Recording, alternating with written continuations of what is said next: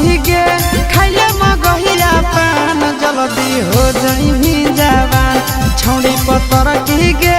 खाइले मगहिया पान जल्दी हो जाई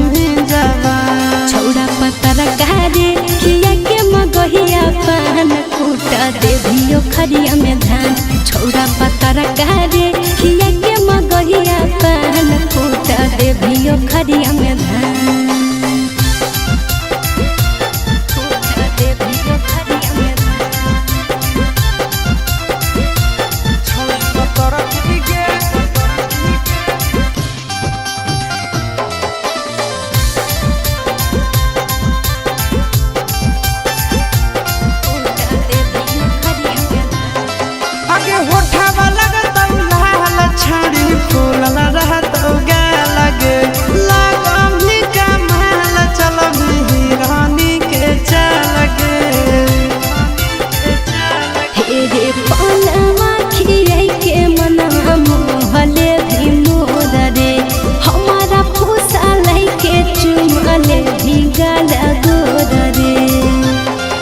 पतर की गे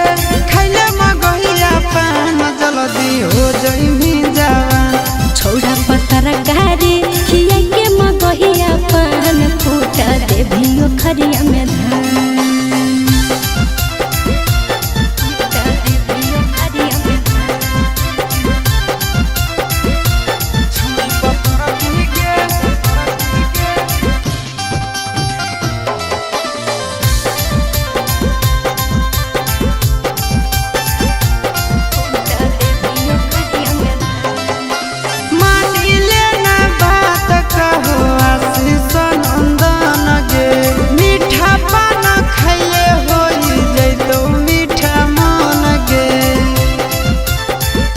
मीठा पान कही के खिलाई देवी जरदारे